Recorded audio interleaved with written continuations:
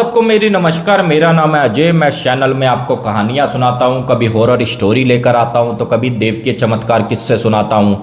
और आज का आर्टिकल हमारे पास आया है दिल्ली से ही सटा हुआ एक शहर गाजियाबाद।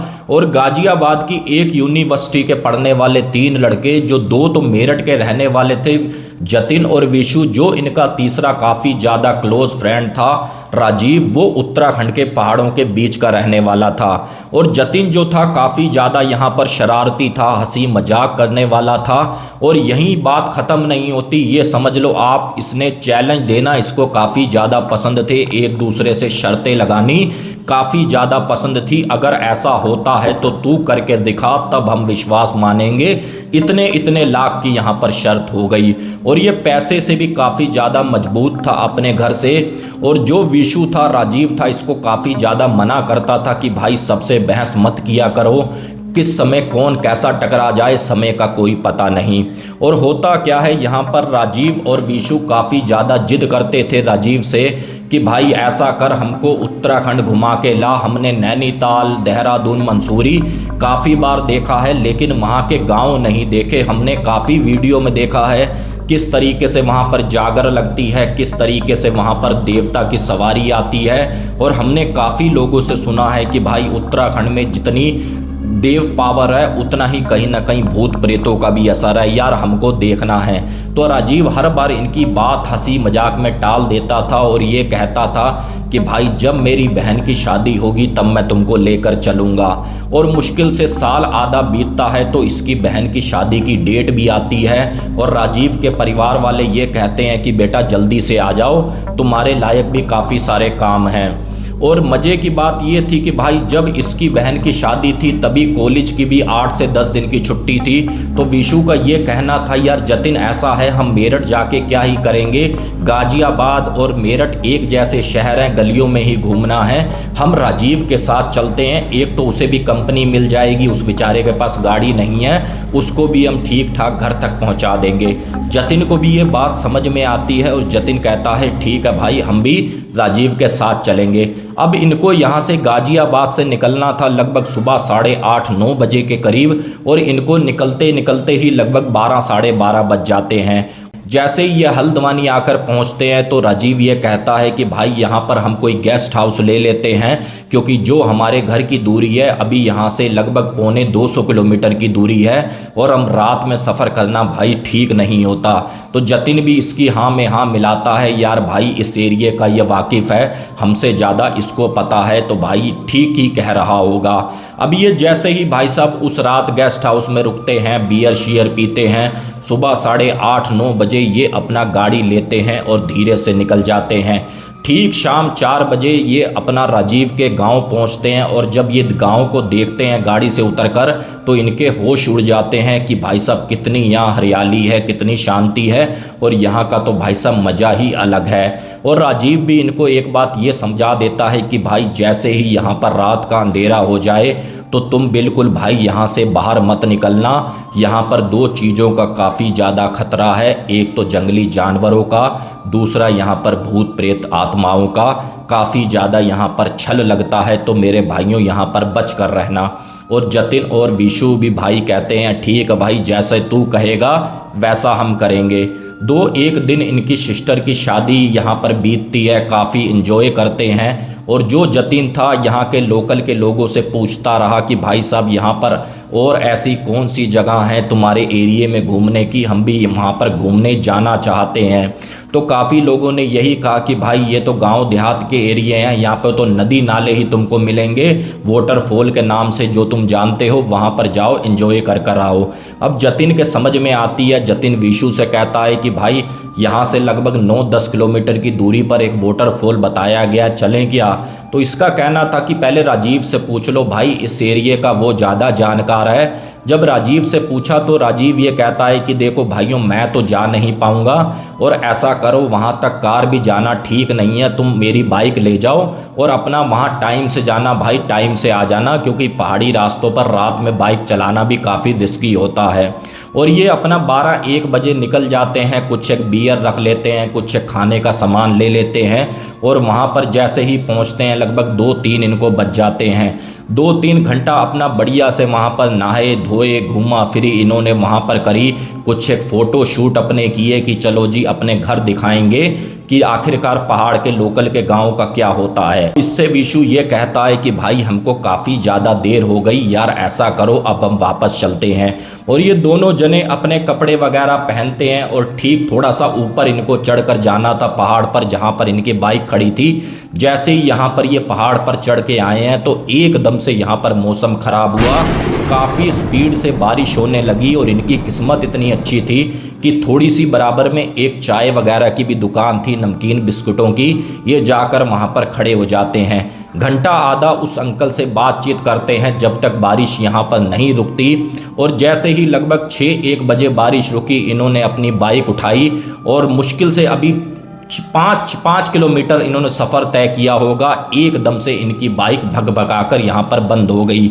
आधा पौना घंटा काफ़ी किक मारी, धक्का दिया, मतलब हर एक वो जतन कर लिया इनकी यहाँ पर बाइक स्टार्ट ना हो। विशु ने भी काफ़ी कोशिश करी कि राजीव को फ़ोन मिलाऊं, लेकिन जो भी यहाँ पर नेटवर्क थे बिल्कुल जीरो थे, कोई भी यहाँ पर कॉल नहीं हो रही थी। जतिन ये बोला कि भाई ऐसा करते हैं, वहाँ पर हमको सामने एक घर दिख रहा है, हम बाइक वहीं खड़ी कर देते हैं, बाकी अब यहाँ से राजीव का घर पास ही पास है, हम स्पीड में चलकर चले जाएंगे। अब ये बाइक लेकर उनके घर जाते हैं, दरवाज़ा खटखटाते हैं कि अंकल जी ऐसे ऐसे घर से आए हैं और बाइक ख़राब हो गई। उनका ये कहना था कि बेटे हम पूरे राजीव के परिवार को जानते हैं, अभी कल परसों उसकी बहन की शादी थी, हम भी वहाँ पर गए थे, हमने आपको भी देखा था। तो इनका भी काफ़ी ज़्यादा हौसला बढ़ा, चलो जी अब बाइक ठीक घर में खड़ी हो रही है। उस अंकल ने भी इनको काफ़ी कहा कि बेटा ऐसा करो रात में यहाँ रुक जाओ, भाई पहाड़ का एरिया सेफ नहीं होता रात में, कहीं कोई जंगली जानवर कोई छल तुम्हें ना लग जाए, तुम यहाँ पर रुक जाओ। लेकिन ये दोनों जने कहना नहीं मानते, अंकल पास ही तो है, हम यहाँ पे चले जाएंगे।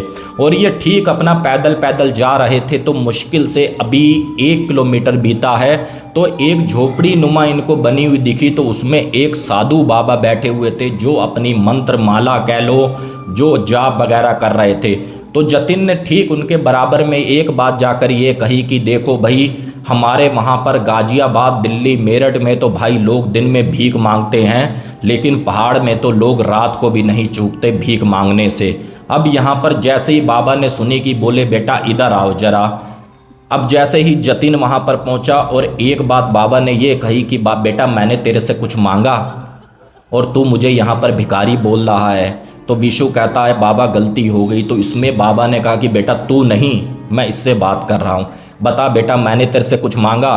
तो यहाँ पर जतिन ये बोला बाबा अगर मांगा नहीं तो तुम यहाँ पर कर क्या रहे हो, इतनी रात गए, वो भी पहाड़ी एरिया है, और तुम ये कौन सी मंत्र जाप कर रहे हो, कौन से भगवान को खुश कर रहे हो, कौन सा भाई देवता यहाँ पे खुश कर रहे हो। बाबा तुम भी अपनी ये दुकान है इसको बंद करो और सो जाओ। तो यहाँ पर विशु जतिन को काफ़ी ज़्यादा झाड़ता है कि भाई तुझे क्या ज़रूरत है किसी के फंसे में टांग अड़ाने की, कोई कुछ भी कर रहा है, तू क्यों पंगे ले रहा है, क्यों बोल रहा है। तो यहाँ पर बाबा ये कहते हैं, बोले बेटा मैं कुछ भी करूँ, मैं चाहे कुछ भी कर रहा हूँ, तुझे क्या मतलब, तू क्यों मेरे से बहस कर रहा है, तू अपना जिस रास्ते जा रहा है तू जा, तू क्यों अनाप शनाप बोल रहा है। अब ये जैसे ही जाने को हुआ तो जतिन ने एक डायलॉग और मार दिया, बोले भाई तुम्हारे जैसे बड़े हमने पाखंडी देखे हैं कि भाई भगवान को हम प्रसन्न कर रहे हैं, भगवान को ये कर रहे हैं, तू भगवान छोड़ मुझे शैतान दिखा दे, मुझे तू प्रेत दिखा दे। मैंने काफ़ी यहाँ के लोगों के सुना है कि भाई भूत प्रेत छल भी पहाड़ पर होते हैं। अब यहाँ पर जैसे ही इसने बोला है तो बाबा ने कहा बेटा 1 मिनट अब तू रुक जा, अब तूने मुझे छेड़ा है तो छोड़ूंगा मैं भी नहीं, तू बेटा जरा इधर आ और बराबर में बैठ।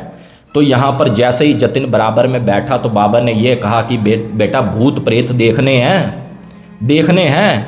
तो जतिन बोला बाबा तुम मुझे दिखा दो, अगर तुमने मुझे दिखा दिया तो यहाँ पर 20-20 हज़ार रुपये की शर्त है, अगर मैं हार गया मैं तुम्हें 20 हज़ार दूंगा। तो बाबा हंसते हुए बोले बेटा जिस घर से मैं आया हूँ ना, ये समझ लो अपनी लाख रुपए महीने की सैलरी छोड़ कर आया हूँ, मैंने संन्यास धारण किया है, मुझे पैसे का कोई लालच नहीं। तो यहाँ पर जतिन फिर से बोला ठीक है बाबा, अगर तुम मुझे नहीं दिखा पाए समझ लो जब तक मैं यहाँ पर पहाड़ पर रहूँगा तो तुम मेरे गुलाम बनकर रहोगे, सिर झुकाकर मेरे सामने रहोगे। बोलो बाबा मंजूर है? तो यहाँ पर बाबा बोले चल बेटा, मुझे तेरी सारी बातें मंजूर हैं, चल तो आज मैं तुझे दर्शन करवा ही दूँ। अब विशु भाई काफ़ी मना करे, लेकिन जतिन के तो फिर वही हंसी मजाक कह लो, चैलेंज कह लो, जो इसके दिमाग में फिर से आ गया। और बाबा ये बोले कि बेटा वो देख, वो कोने पे शमशान घाट दिख रही है, चल मेरे साथ चल।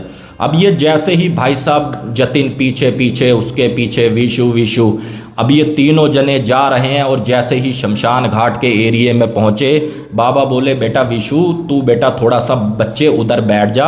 और मज़े की बात, उस दिन एक चिता भी आई हुई थी जो अभी आधी जली आधी जल बुझ हो रही थी।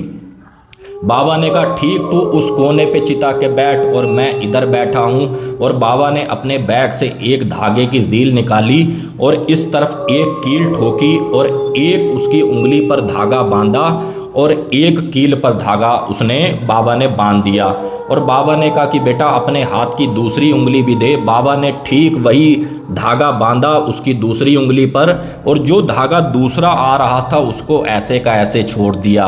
और ठीक अपने बैग से बाबा ने क्या किया, 4-5 पतासे निकाले और बराबर में यहाँ पर रख दिए। तो जतिन ये बोला बाबा ये वाला धागा तो तुमने ढीला ही छोड़ दिया, ये तो बांध लो। ये लगता है बाबा आपको याद भूल गया है। तो यहाँ पर बाबा ने ये कहा कि बोले बेटा चल कोई बात नहीं, तूने बचपने में ही मुझे चैलेंज किया है, और एक बात मैं तुझे बता दूँ, अगर कोई भी चीज़ तुझे दिखे तो मेरी परमिशन के बगैर यहाँ से उठ के भागना मत, नहीं तो उसके बाद क्या तेरे साथ होगा मुझे कुछ मत कहना, उसके बाद का जिम्मेदार तू होगा। हाँ बाबा ठीक है, मैं उठ के नहीं भागूंगा, तुम अपना काम शुरू करो, मैं भी आज प्रेत देखना चाहता हूँ, लेकिन बाबा ये धागा तो बांध लो। तो बाबा ने यही कहा फिर लास्ट में, बोले बेटा ये जो धागा मैंने छोड़ा है ये धागा एक प्रेत पकड़ेगा, और ये जो पतासे रखे हैं 4 प्रेत वो खाएंगे, और ये धागा बदल बदल कर प्रेत पकड़ेंगे। जो पतासा प्रेत खा चुका होगा वो दूसरा पकड़ेगा, इस तरीके से चलेगा।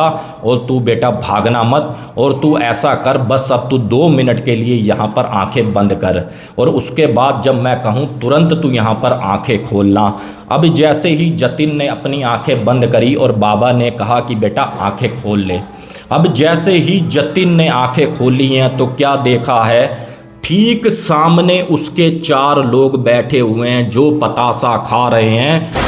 एक ने वो धागा खींच रखा है उसकी उंगली से, और उसमें से एक जतिन का पड़ोसी दिखा जो मेरठ का रहने वाला था।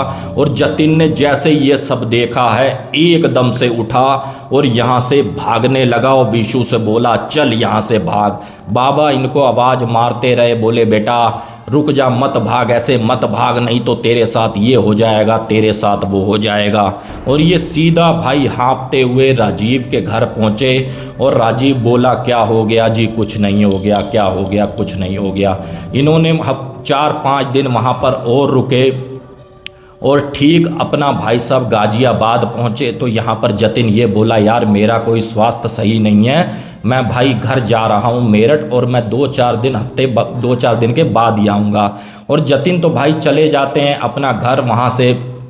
अब ये जैसे ही घर पहुंचा तो इसकी तबीयत काफ़ी ज़्यादा ख़राब, और यहाँ पर अपने घर में आकर इसने एक बात ये बताई कि पापा जो अपनी एक गली छोड़कर जो आंटी रहती हैं ज़रा उनके बारे में पता लगाओ, वो आंटी कैसी हैं। मैं पहाड़ गया था तो मैंने उनको वहाँ पर देखा था।